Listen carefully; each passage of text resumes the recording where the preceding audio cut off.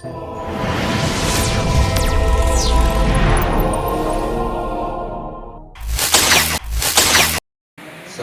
warahmatullahi wabarakatuh. Mohon maaf.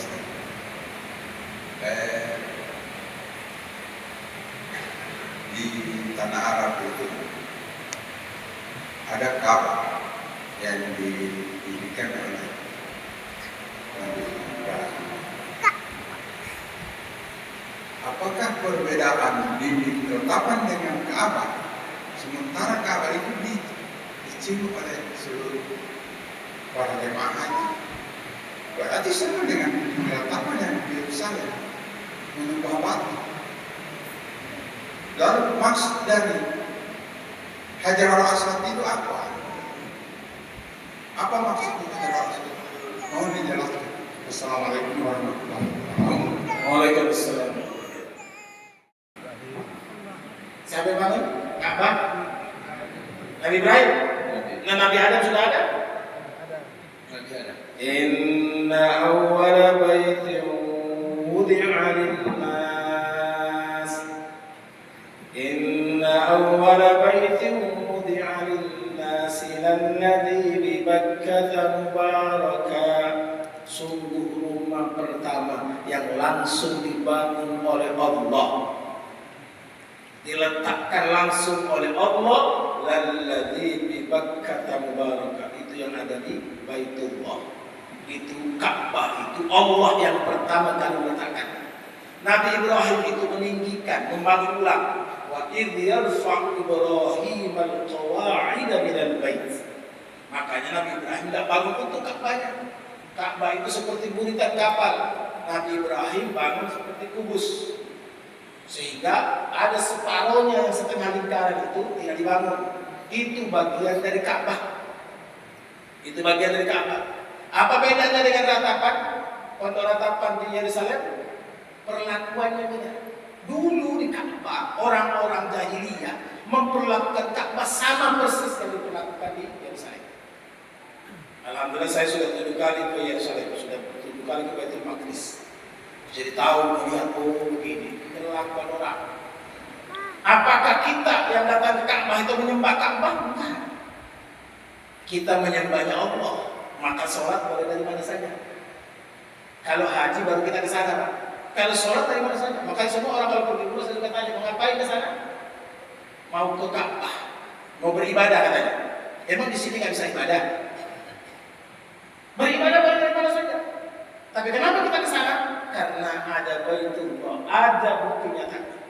Kalau yang di Yerusalem, siapa yang bangun? Allah juga. Ba'da arba'ina sana. Setelah 40 tahun Allah membangun Ka'bah, Allah bangunkan satu lagi namanya Baitul Maqdis.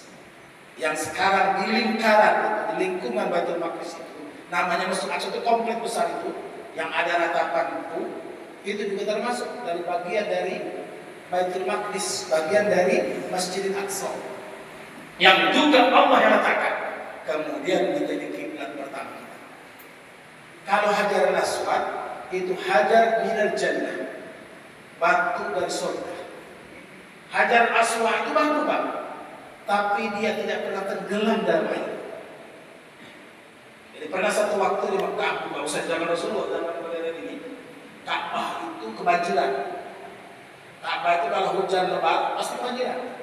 Karena Ka'bah itu letaknya Bakkah, letaknya itu kayak kuali, Pak. Ka'bah itu di tengah-tengah kuali itu. Jadi kalau hujan sedikit itu pasti banjir. Dan ketika banjir melepaskan, jadi pernah satu waktu banjir itu melepaskan Hajar al-Aswad itu, copot dari tempatnya. Ternyata tidak tenggelam. Ternyata tidak tenggelam. Dahulunya innaha bayda, awalnya mulanya batu itu bayda, putih. Kenapa jadi hitam? Ada yang menyebutkan karena saking banyak dosa kita. Jadi dosa kita itu yang bikin batu putih dari surga berubah menjadi hitam, jadi malotong ya. Karena banyaknya dosa kita. Coba dibayangkan, Pak, andaikan Allah ganti, nggak dikasih batu yang hitam tapi wajah kita, sekali bikin dosa hitam wajah kita, kayak apa itu, Pak? Bopeng kita sudah. Sekali dosa hitam satu, sekali dosa hitam lagi, sekali dosa hitam lagi. Wah, pasti malotong semua kita ini. Karena banyak betul dosa kita. Allah tidak menjadikan demikian. Tapi Allah membiarkan kita untuk apa? Yang berdosa, dia sadar, dia tobat, dia balik. Jadi kita nggak sembah batu, kita nggak sembah Ka'bah, kita sembah tetap Allah. Maka orang datang ke sana. Kenapa orang pegang itu? Karena dia terlalu rindu. Saya pertama kali pergi ke Mekah itu tahun 94, hadiah karena saya ngajar ngaji seorang, dikasih hadiah 1 bulan saya Mekah. Begitu saya lihat ada orang pegang-pegang Ka'bah, saya bilang, wah ini orang musyrik. Saya ditegur oleh ahli hadis, pakar hadis pertama Indonesia, namanya Kiai Sodron, orang Banjarmasin. Beliau doktor ahli hadis pertama di Indonesia. Beliau bilang, Adinda, tidak boleh sudut, tidak boleh sudut orang.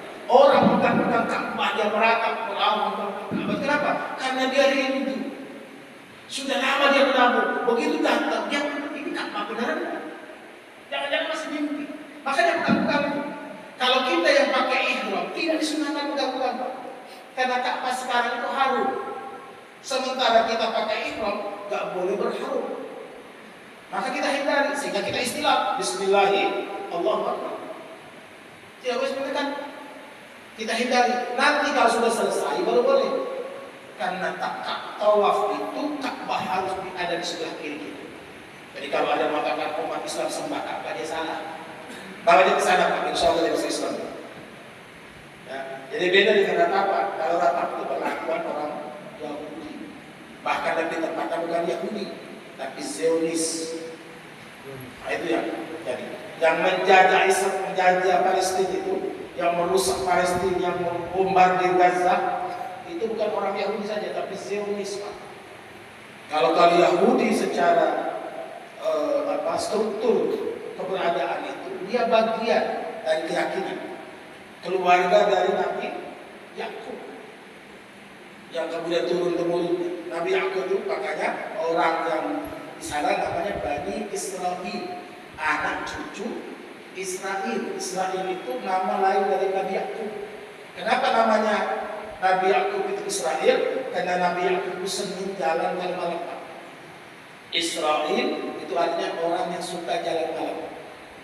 Saya termasuk Israel, Pak. Kalau kemana-mana atau kalau pergi ceramah keluar kota itu senang jalan malam, karena nggak macet, lebih tenang.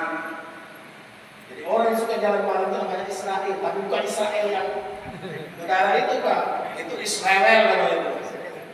Jadi Israel yang Bani Israel, anak cucu dari Nabi Yakub, berbeda dengan Israel yang hari ini merusak Palestina itu. Jadi beda. Ya?